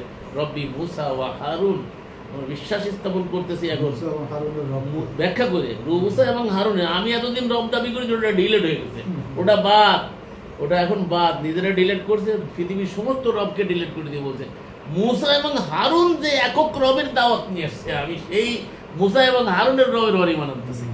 আল্লাহ বলছে আল আন, এখন হবে না এখন। রূপ খাওয়ার সময়। তাহলে বোঝা যাচ্ছে যে এই সাকরাত যখন এসে যায়, মৃত্যুর গড়গড়ি যখন এসে যায়, এই সময় তওবা কবুল হয় না। কবুল হবে না। কোরআনে আয়াতটাই স্পষ্ট আছে জি যে যখন এই সময়টা এসে যায় তখন আর এর আগ পর্যন্ত আল্লাহ সুযোগ দেয়, ফিরে আয় বান্দা, ফিরে আয়। আল্লাহ ডাক দিচ্ছে লা তাকনাতু মির রাহমাতিল্লাহ ইন্নাল্লাহা ইয়াগফিরুয যুনুবা জামিয়া ইন্নাহু হুয়াল গফুরুর রহিম। লা তাকনাতু মির রাহমাতিল্লাহ, বান্দা তোমরা আমার রহমত থেকে নিরাশ হয়ে না, রহমতের আশা করো। তোমার গুনাহ থেকে আমার রহমত অনেক অনেক অনেক বড়, তুলনা নাই। তোমার গুনাহ আর কত বড়, আমার রহমত তার থেকে অনেক অনেক গুণ বড়। সেই জন্য তোমরা আমার রহমত থেকে নিরাশ হয়ে না, নিরাশই আবার খুব আশা করো যে আমার মালিক আমারে মাফ করে দেবে। না, এই আশা, ভয় এবং আশা, খাউফা ওয়া তামা, কোরআনের ভাষায় খাউফা ওয়া তামা, ভয় এবং আশা, এই দুটোটার মাঝখানে হচ্ছে ঈমানের ভাষা। ভয় এবং আশা, যেমন ভয় তেমন আশা, আশাও থাকতে হবে আবার ভয়ও থাকতে হবে। শুধু আশা আছে, ভয় নাই, পাকড়াও করবেন সে ভয় নাই। একদিকে যেমন রহমানুর রহিম, আর একদিকে লিমানিল মুলকুল ইয়াউম লিল্লাহিল ওয়াহিদিল কাহ্হার। আজকের দিনের অধিপতিকে সারা পৃথিবী স্তব্ধ হয়ে যাবে, একা আল্লাহ বলবেন, নিজেই বলবে লিল্লাহিল ওয়াহিদিল কাহ্হার। আজকের দিনের অধিপতি হচ্ছে জবরদস্ত, যেখানে লা তাখুযুহু সিনাতু ওয়ালা নাওম মান যাল্লাযী ইয়াশফাউ ইনদাহু ইল্লা বিইজনিহি। কে আছে তার নির্দেশ ছাড়া তার কাছে সুপারিশ করবে, কারো কোনো ক্ষমতা থাকবে না, সারা পৃথিবী স্তব্ধ হয়ে যাবে। সেদিনের একচ্ছত্র মালিকানা শুধু আল্লাহ। বলছে লা যুলমুল ইয়াউম, আজকের দিনে ন্যায় বিচার করা হবে, কার প্রতি বিন্দু মাত্র জুলুম করা হবে না, ইনজাস্টিস করা হবে না, একেবারে ন্যায় বিচার সেদিন বুঝাই দিবে। পৃথিবীর আদালতে কখনো ন্যায় বিচার হওয়াই সম্ভব না। চ্যালেঞ্জ আমার, আমি চ্যালেঞ্জ করে বলতে পারি, পৃথিবীর আদালতে কখনোই যতই সুন্দর শাসক আসুক না কেন, ন্যায় বিচার কখনোই সম্ভব না, সম্ভবই না। তার কারণ আপনাকে উদাহরণ দিই, এই যে ঘুষ বা এই যে নাম কি জানি রিসেন্ট যে করলো না, ট্রাম্প না না ট্রাম্পের নির্দেশে যে করলো, এই যে ওনার নাম কি জানি, এই যে এতগুলো হতাহত করলো, ওই যে এইসব প্রেসিডেন্ট পুতিন, পুতিন মনে না, পুতিন না, ইসরায়েলের বেনিয়ামিন। এই যে এতগুলো মানুষ নির্বিচারে মারলো, এখন বলেন ওরে একবার ভাসিয়ে দিলে কি শোধ হবে? না। আপনার আমার ছেলে মেয়ে, ছোট ছোট বাচ্চা, শিশু, মায়ের পেটের মধ্যে বাচ্চা আছে, সেই মাকে যে হতাহত করছে, এই যে কষ্ট ভাই, এই কষ্টের যদি আপনি প্রতিশোধ নিতে চান কোনো শাসকের কাছে, শাসক আপনাকে কিভাবে এর প্রতিদান দেবে? কোনোদিন সম্ভব না তার দ্বারা। তাহলে ওকে কি করতে হবে? যতগুলো মারছে ততবার ওকে জীবন দিতে হবে, ততবার ওকে মারতে হবে, আর এইটা আল্লাহ ছাড়া কেউ করতে পারে। এই ধরনের পৃথিবীতে জাস্টিস সম্ভব না, ন্যায় বিচার যতই চাই না কেন সম্ভব না। তাহলে আমরা সাধ্য মতো একটা আইওয়ার মতো কিছুটা ভালো দেখাই আর কি, কিন্তু আসলে সম্ভব না, ন্যায় বিচার সম্ভব চাইলেও পারবে না। এতগুলো আমাদের আমাদের মানে প্রাক্তন প্রধানমন্ত্রীর যে অপরাধগুলো তার নামে এখন বলা হচ্ছে, সে যতগুলো মানুষ তার নির্দেশে হতাহত হয়েছে, তাহলে এখন তারে যদি শাস্তি দেন, একবার ফাঁসি দিলে কি হবে? না, কয়েক হাজার বার দিলেও তা আপনারা বলতেছেন, আমি আবার বলতেছি না, তার কারণ পট পরিবর্তন হইতে তো দেরি লাগে না, দেখা যায় যে ঘুরে গেলি গেল। ভয় কেন করি না? আল্লাহ ছাড়া। কিন্তু বিষয়টা হচ্ছে দেখেন, এই যে অবস্থা, এই অবস্থার প্রেক্ষিতে আপনি যদি দেখেন, তাহলে হাত বেঁধে প্রতিদিন প্রতিনিয়ত ডেলি 5 বার করে 17 রাকাত নামাজ ছাড়াও আরো নফল নামাজ, আওয়ামিন নামাজ, শাস্ত্রের নামাজ, প্রতি ওয়াক্তের নামাজ হাত বেঁধে পড়ছে। মালিক ইয়াউমিদ্দিন, তিনি হচ্ছেন বিচার দিবসের মালিক। এই কথা যদি তার ব্রেনের মধ্যে থাকতো যে সূক্ষ্মাতি সূক্ষ্ম পুঙ্খানুপুঙ্খভাবে মালিকের দরবারে আমাকে হিসাব দিতে হবে, তাহলে কি এই পৃথিবীতে অন্যায় হওয়া সম্ভব? এইখানের আদালতে বিচার পাচ্ছে না। আজকেই দেখলাম এই যে আপনাদের সব থেকে বড় হচ্ছে আপনার জজ কোর্ট না হাইকোর্ট কোথায় জানি, সেখানে ওই যে এক আর্মি মানে কোনো কায়দায় সে চলে গেছে শ্রীনগরে, সে আর বের হতে পারবে না। আর একজন বড় ব্রিগেডিয়ার জেনারেল তার মহিলার সাথে অপকর্ম করে ধরা খাইছে, এই সেটা নিয়ে তাই সে বিচার চাইতে গেছে, সে বিচার তার নিচ্ছে না। এতে ইলিয়াস সকালবেলা দেখলাম আমাদের ইলিয়াস ভাই নিউ ইয়র্ক থেকে ওইটা প্রতিবেদন দিল, মহিলা কাঁদতেছে, সে বিচার পাচ্ছে না। কার বিচারপতি তোমার কাছে বিচার না পেলে বিচার তবে পাইব বলো কার কাছে? মাপে এগুলি করতে দিচ্ছে না, সেটা বললো ট্রিপল মার্টার। সে না, ওটা না, এই মহিলাই যে ইসের ঘটনা, মানে আর্মিদের ভিতরে ঘটনা। তাহলে চিন্তা করেন, এই ওনার হাজবেন্ডও একজন বড়, হ্যাঁ ওই হাজবেন্ডের ওয়াইফ, ওনার ওয়াইফ, উনি তো আর ভিতরে আছে, উনি ছাড়া পাবে না এই সুযোগে এ এসে অপকর্ম করছে, এইগুলো করছে। আর ওনারে আমি ব্রেন খারাপ করতেছে, মহিলার ব্রেন নষ্ট হয়ে গেছে এইসব করছে। আর আইন বিচারে সর্বোচ্চ বিচারালয় গেছে, তার তদন্ত করো সে ঠিক বলছে কি বেঠিক বলছে, উল্টে তাকে উপহাস করছে। হ্যাঁ, তুমি বুড়ো বিলাক করছো, তোমার নিজের দোষ আছে, এইসব নানা। এগুলো একটা আদালতে গিয়ে একটা বিচার প্রাপ্তি হয়ে সে বিচার পাচ্ছে না। তাহলে কোন দেশে আমরা বসবাস করছি? এখানে কোনো জাস্টিস নাই, এখানে কোনো বিচার নাই, এখানে কোনো আইন নাই, এখানে কোনো কানুন নাই। এই জন্য এই পৃথিবীর আদালতে অনেক সময় আমরা বিচার চেয়েও পাই না, তখন আক্ষেপ নিয়ে পৃথিবী থেকে চলে যেতে হয়। এই জন্য আল্লাহ রাব্বুল আলামিন আমাদেরকে একটা বিচার দিবস কায়েম করছে, যেই বিচার দিবসে কারো কোনো ফোন চলবে না, হ্যাঁ, কারো কোনো সুপারিশ চলবে না, এবং কারো হস্তক্ষেপ সেখানে কোনো কাজে আসবে না। এটা ঘোষণা দিয়েছে, ওই দিন তিনি ইনসাফ করবেন। আর তিনি এমন মালিক, তিনি ওই শতবার বুশরে বানাইতে পারবে, শতবার জিনলেসকে কে জানি বলে ওর নাম, ট্রাম্পরেও বানাইতে পারবে, 1000 বার বানাইতে পারবে, কোটিবার বানাইতে পারবে, কোটিবার শাস্তি দিতে পারবে। এই কর্ম শুধু আল্লাহ ছাড়া কারো দ্বারা সম্ভব না। এটা হচ্ছে পরকাল। এই জন্য 3টা বিষয় আছে রসুল, তাওহীদ, রিসালাত। রিসালাত মানে আমি রসুল, আমি বার্তা বাহক, আমি আল্লাহর বিধান তোমাদেরকে জানাচ্ছি, এটা মাইনে নাও, এটা মেনে নাও, এই আইন মেনে নাও, এই কানুন মেনে নাও। আমি আমার কথা বলতেছি না, আমি কি বলছি, আমার সকলের স্রষ্টা যিনি, রব যিনি, তিনি যে আইন দিয়েছে, তিনি যে কানুন দিয়েছে, সেটা আমি তোমাদেরকে শোনাচ্ছি। ঈসার কথা আল্লাহ শুনেছে কোরআনে কারিমে, আল্লাহ কোট করছে, ইন্নাল্লাহা রাব্বি ওয়া রাব্বুকুম ফা'বুদুহু হাদা সিরাতুম মুস্তাকিম। নিশ্চয়ই আল্লাহ আমারও রব, তোমাদেরও রব, মানে রব মানে আইনদাতা, বিধানদাতা। আল্লাহ তোমারও রব, আমারও রব, তোমারও আইনদাতা, আমারও আইনদাতা, বিধানদাতা। ফা'বুদুহু, অর্থাৎ তারই আইন মানো, তারই কানুন মানো, তারই দাসত্ব করো। হাদা সিরাতুম মুস্তাকিম, এইটাই যে সরল পথ। কিন্তু আমরা তার বিধানের সাথে পাশাপাশি আরো বিধান বানাইছি। সেটাই বলছি যে সেই একক বিধান না মানার কারণে তো ভেজালে জড়াই গেলাম। এই ভেজালে জড়ানোর কারণেই তো শিরক হইয়া গেল। আর শিরক হয়ে গেলে আর আল্লাহর সাহায্য আর থাকলো না। তাহলে তাওহীদে শিরক করছি। রিসালাতের কাজ হচ্ছে শুধু আল্লাহর বিধান পৌঁছানো, তার নামে আরো অনেক বিধান বানাই করেছে শিরক। এরপরে 3 নম্বর পয়েন্ট হচ্ছে আমার বা আখিরাত, পরকাল। রাসূলগণ এসে বলতেন জীবন জীবন না, এরপরে এক মহা জীবন আছে। আর বাস্তবতা তাই। তাহলে আমাদেরকে এক মহা জীবনের দিকে আমরা যাচ্ছি, যে কোনো মুহূর্তে চলে যেতে পারে। তাহলে আপনি আমি কি সর্বক্ষণিক রেডি? তাহলে দুনিয়া নিয়ে ব্যস্ত, এটা মুখে বলছি কেন? এই অনুভূতি জাগ্রত হচ্ছে না। কবে হবে, কখন হবে? হইতে তো হবে এখনই। তার কারণ আসতে পারে এখনই, আসতে পারে যখন। আকাদা কলা বা হুশকো বেহুশ কর গই। বাহুশ মানে হুশওয়ালা, বেহুশ মানে তার হুশ হারাই গেছে। আকার কদা বাহুশ কো বেহুশ কর গই, হাঙ্গামায় হায়াত কো খামোশ কর গই। এই হায়াতের হাঙ্গামা নিমিষের মধ্যে খামোশ হয়ে যাবে, সবকিছু নিমিষের মধ্যে সব শেষ, শুধু শ্বাসটা বন্ধ হলে। দেখেন, এহকাল পরকাল, মাঝখানে কি? শ্বাস। শ্বাস আছে এহকাল, শ্বাস বন্ধ পরকাল। খালি একটা বাতাস ঢুকতেছে আর বেরোচ্ছে, বাতাসটা বন্ধ হয়ে যায়। এর জন্য তো এত কিছু করতেছি রে ভাই। গাড়ির পিছনে গাড়ি চালাচ্ছি আর দেখতেছি গাড়ির পিছনে লেখা আছে যে ঘুম ভাঙলে সকাল, ঘুম না মানলে পরকাল। একটু দেখতেছি, কিন্তু অনুভূতি তো জাগে না রে ভাই। অনুভূতি জাগলে কি করতে পারতাম ভাই? এই পৃথিবীতে এত, ঢাকা শহরে এক বট জায়গা নাই পাকা করা ছাড়া, শুধু বিল্ডিং এর পরে বিল্ডিং, তালার পরে তালা আছে, 10 তলা, 20 তলা, 15 তলা, শুধু মানে তালা করার পরে আবার মাথা বাইর করে রাখে, তার মানে আরো আগে পড়বে। মানে প্ল্যান সবসময় জন্য থাকে উদ্যমী যাওয়ার জন্য।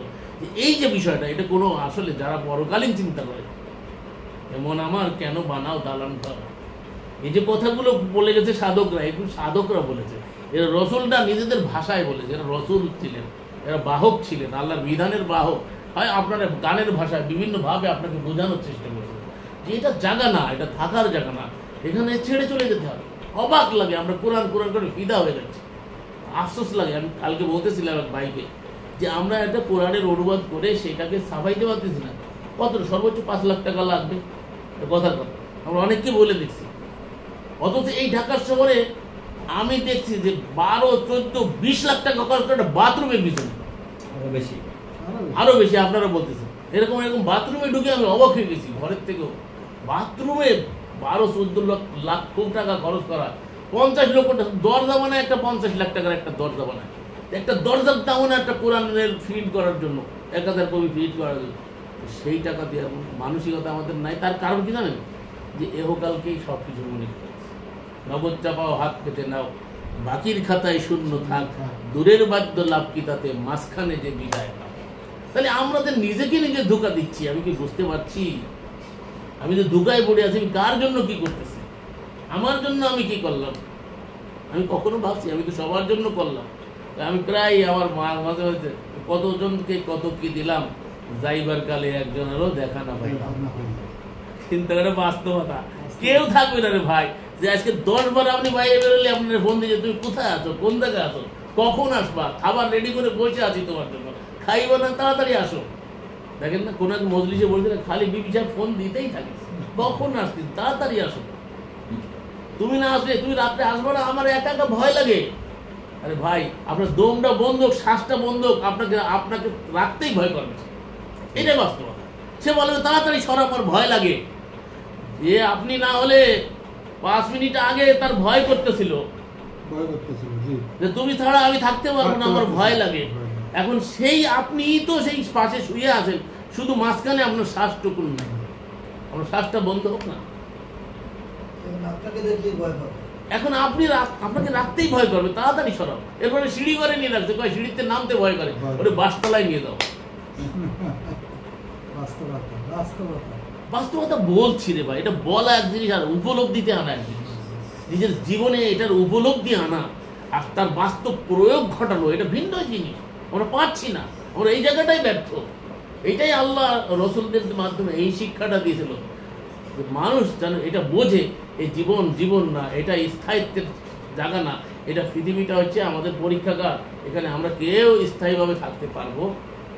এইটা বোঝানোর জন্য আমাদেরকে নবী রসুলদের মাধ্যমে বারবার আল্লাহ কিতাব দিয়ে এগুলোকে আল্লাহ বারবার বোঝাইছে, কিন্তু আমরা এইগুলো উপলব্ধিতে আনতে পারছি না। আমরা এটা সবাই জানি না যে তা না, মানি করি, মানতেছি, বলি অন্যরে, আরে অন্যরে বলি কিন্তু নিজে বুঝি না। সারা দুনিয়ার ওয়াজ করে বোঝাইতে চাই, কথা বোঝে, সারা দুনিয়ারে ওয়াজ করে বোঝাইতে চাই, নিজের সংশোধন হয় না। আগে তো আমাকে ঠিক হইতে বলছে, ও আমি খুশি, আমি সারা দুনিয়ারে ওয়াজ করে বোঝাই ফেলাইলাম, কিন্তু আমি ঠিক হইলাম না, আমি কোরআনের পথে চললাম না। হ্যাঁ, আমি অনলি কোরআন, আমি অনলি কোরআন, আমি শুধু কোরআন মানি।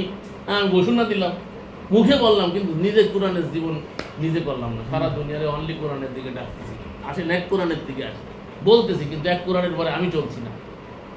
আল্লাহ বলে আতামুরুনা আন-নাসা বিল বির ওয়া তানসাউনা আনফুসাকুম ওয়া আনতুম তাতলুনাল কিতাব, সূরা আল-বাকারা। আল্লাহ বলছেন তোমরা অন্যকে নসিহত করো আর নিজেকে ভুলে যাও, আর তোমরা আল্লাহর কিতাব পড়ো। তাহলে এটা আল্লাহর কাছে অত্যন্ত গহিত। আল্লাহ সূরা সবে এসে বলছে লিমা তাকুলুনা মা লা তাফআলুন, এমন কথা কেন বলো যা তোমরা নিজেরা করো না। তাহলে আমাদের সমস্যাটা এই জায়গাটায়। তো আমি আসলে একটা বিষয় আলোচনা করতে চাইছিলাম, সেটা ছিল যে মূল প্রতিবদ্ধ বিষয় ছিল যে আমরা আল্লাহর বিধানকে লঙ্ঘন করছি। আল্লাহর বিধান জানি এটা সত্য, কিন্তু তারপরে আমরা মানছি না। পরিণতিটা কি হবে? আল্লাহ রাব্বুল আলামিন কোরআনে বলছেন ওয়াল্লাযীনা কাফারু, যারা কুফরি করে, কি কুফরি করে, ঢেকে ফেলায় কি, ওয়াকাযযাবু বিআয়াতিনা, এবং মিথ্যা প্রতিপন্ন করে আমার আয়াতকে, কুফরি করে আমার আয়াতকে মিথ্যা প্রতিপন্ন করে। বাস্তবে দেখায়, মুখে কয় কি এই মিথ্যা প্রতিপন্ন, মানে মুখে কয় যে আল্লাহর কোরআন, আল্লাহর বিধান ঠিক আছে, কিন্তু কাজে একটাও মানে না। আল্লাহ ওয়াকাযযাবু বিআয়াতিনা, তারা আমার আয়াতকে তাকযীব করে, অস্বীকার করে, মিথ্যা প্রতিপন্ন করে। আল্লাহ বলে উলাইকা আসহাবুন নার, ওরা থাকবে জাহান্নামে। কোথায় থাকবে? জাহান্নামে। কতদিন থাকবে? হুম ফিহা খালিদুন। আর লাগবে না ভাই ওয়াজ, এতটুকু যথেষ্ট। এখন বলছেন আল্লাহ বলছেন যারা আমার আয়াতকে অস্বীকার করে, মিথ্যা প্রতিপন্ন করে, কাজে কর্মে, অ্যাক্টিভিটিতে, চিন্তা চেতনায়, সর্বস্তরে, ব্যক্তি থেকে রাষ্ট্রীয়, আন্তর্জাতিক জীবনের সকল পরিমণ্ডলে আল্লাহ রাব্বুল আলামিনের দেওয়া বিধিবিধানকে উপেক্ষা করে মানব রচিত ধর্মের নামে হোক আর অধর্মের নামে হোক সেই বিধিবিধানকে মেনে চলছি, মানে আল্লাহর বিধানকে তাকযীব করছি, মিথ্যা প্রতিপন্ন করছি, ঢেকে ফেলছি, কুফরি করছি। আর আল্লাহ বলছে উলাইকা আসহাবুন নার, ওরা থাকবে জাহান্নামে। হাদিস না মানলে আপনারা কাফের বানাই ও কাফের বলে কাফের হবে না, আল্লাহ যাকে কাফের বলছে সেই কাফের। আল্লাহ বলছে ওয়াল্লাযীনা কাফারু, যারা কুফরি করে কিছুর সাথে, ওয়াকাযযাবু বিআয়াতিনা, আয়াত আছে কোরআনে, ওয়াকাযযাবু বিআয়াতিনা উলাইকা আসহাবুন নার, এটা হচ্ছে জাহান্নামের অধিবাসী। আল্লাহ বলছে হুম ফিহা খালিদুন, থাকবে কতদিন? চিরদিন। থাকবে কতদিন? চিরদিন। অর্থাৎ বাঁচতে হলে ফিরে আসতে হবে কোরআনের কাছে, এর কোনো বিকল্প নাই। যদি পৃথিবীতে শান্তি থাকতে চান আর পরকালে যদি মুক্তি পেতে চান, কোরআন মানার কোনো বিকল্প নাই। এই জন্য কোরআন আপনাকে নিজের ভাষায় পড়তে হবে। 14:4 আল্লাহ বলছে বিলিসানি কওমিহি, আমি প্রত্যেক রসুলকে তার স্বজাতির ভাষায় প্রেরণ করেছি। অর্থাৎ আপনার ভাষায় আপনাকে আল কোরআন কন্টিনিউ পড়তে হবে, জানতে হবে, বুঝতে হবে। একটা বিষয় বোঝেন, প্রতিদিন আপনার ছেলেবেলে যেদিন ছুটি থাকে বন্ধ ছাড়া, সেই দিন ছাড়া আপনি বাধ্যতামূলক, আর আপনার রাষ্ট্র বলেছে যে প্রতিদিন ক্লাসে আসতে হবে, আর মাস্টারের কাছে যাইতে হবে, আর শিক্ষা প্রতিষ্ঠানে ঢুকতে হবে, আপনার কন্টিনিউ হাজিরে দিতে হবে। এইটা যদি আপনি ভালো বোঝেন, তাহলে আল্লাহ যে আপনাকে সাবজেক্ট আল কোরআন দিল, রসুলকে শিক্ষক বানায় বাড়াইলো, সেই শিক্ষকের কাছ থেকে শিক্ষা নিয়ে প্রতিদিন কন্টিনিউ কোরআন আবৃত করা, জানা, বোঝার জন্য এবং বাস্তবে রূপায়ণ করার জন্য কয়জনে সচেষ্ট? একটু স্কুল দিয়ে বিবেচনা করে দেখেন না। আমরা এই সাবজেক্ট বাদ দিয়া প্রত্যেক মানব রচিত সাবজেক্ট, তাহলে আমাদের পরিণতি কি হবে? আমাদের ধর্মের নামে কি হচ্ছে? এগুলোর জন্য আজকে আমরা লাঞ্ছিত, বঞ্চিত, অবহেলিত, শোষণ বঞ্চনার শিকার, আমাদের সমস্যার সমাধান হচ্ছে। আল্লাহ আমাদেরকে এই আইনের পরে আইন বানানো হচ্ছে, বিভিন্নভাবে সিদ্ধান্ত চেঞ্জ করা হচ্ছে, কিন্তু অশান্তি বাড়ছে ছাড়া কোন সুরাবালির মতো। যত উঠতে যাচ্ছে তত আর নিজেই দাবতেই আছে। ঠিক আছে, আজ পর্যন্ত ইসলামের নামে কত দল, কত মত, কত কায়দা কানুন বের করা হলো, কেউ তো শান্তিতে নাই, শান্তি দেখাইতে পারলো না। অতএব শান্তি একমাত্র আল কোরআনের বিধানে আছে। বাস্তবে যদি শুধু পরিবারে ব্যক্ত করে দেখেন, ট্রাই করে দেখেন পরিবারে, এই যে মতিউর ভাই জিজ্ঞেস করে দেখেন আগে কি জীবনযাপন করতো, আর এখন সে নিজেই বলে যে কি শান্তিতে আছি। আরে জুব্বা গায়ে যে দৌড়ানো যায় ঢাকা শহরে, বড় বড় জুব্বা ছিল তারা, আমারও আছে এখনো পর্যন্ত দরবিটা। জুব্বা গায়ে যে ঢাকা দেখা মাথা একজনে ঢুকে দিছে, আপনার বাসে উঠতে গেছে, আর একজনে আপনার পাশার তলতে মাথা ঢুকে দিচ্ছে, ওটাও মরছে, আপনিও মরছেন, ঝুলাঝুলি। এটা যে যুদ্ধ করে এখানে বেঁচে থাকতে হয়, এই জন্য এখানে এই ড্রেস চলে না।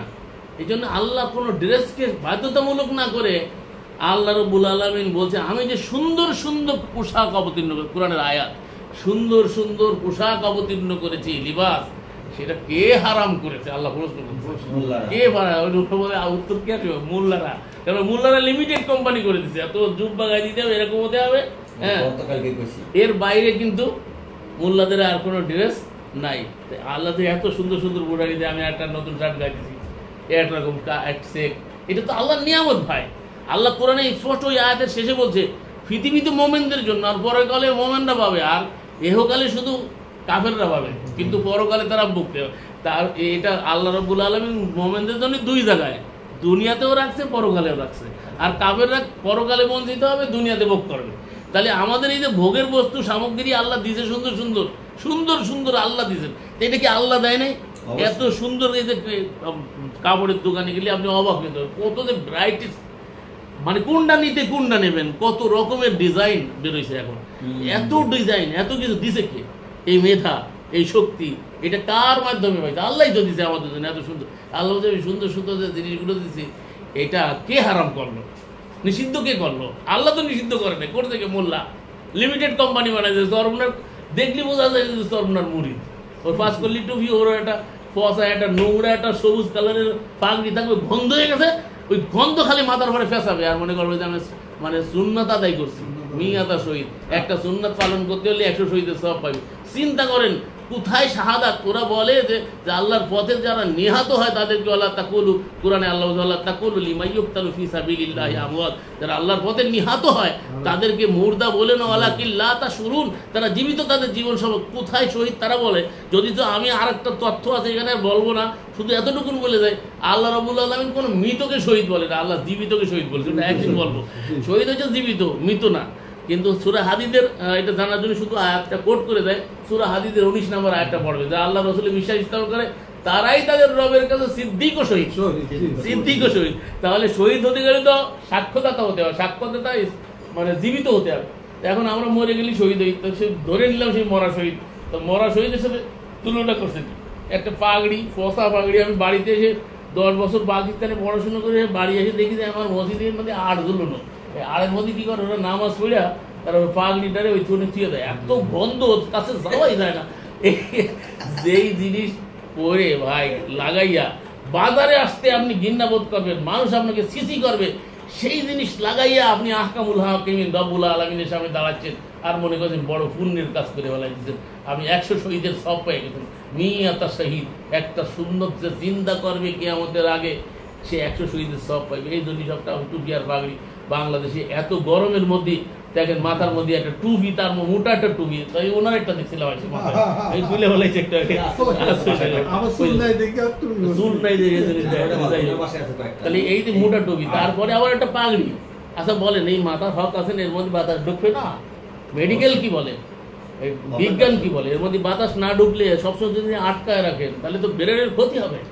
তাহলে এইটার মধ্যে বাতাস ঢোকার দরকার আছে। আল্লাহ এটাকে কিভাবে রাখতে হবে এর হেফাজতের জন্য সুন্দর চুল দিছে, ব্রেনের পরে সুন্দর চুল দিছে, ভিতরে এটাকে হেফাজত করার জন্য বড় আছে, আপনার চাড়া আছে, চাড়া আছে। এমন কায়দায় বানাইছে মালিক, কারিগর কি কায়দায় বানাইছে সে কারিগর সেই জানে। এত সুন্দর সুনিপুণ ভাবে বানাইছে। ওয়াতিন ওয়াজাইতুন ওয়াতুরি সিনিন ওয়াহাদাল বালাদিল আমিন লাকাদ খালাকনাল ইনসানা ফি আহসানি তাকওয়িম। মানুষকে সুন্দরতম আবহাওয়া সৃষ্টি করেছে। এত কিছু এক ব্রেনের মধ্যে দিয়েছে, সারা পৃথিবী সাজাইছে এই ব্রেন দিয়ে। যে ব্রেন দিয়ে সারা পৃথিবীর এত টেকনোলজি, এত কিছু বানাইছে, এত আবিষ্কার, তার মূল জায়গাটা এইটা। এইটারে দিছে কিটা? সেই মালিকে। আল্লাহ বলছে তোমরাও যা বানাইছো তারও আমি স্রষ্টা, তোমরা যা সৃষ্টি করেছো তারও আমি স্রষ্টা।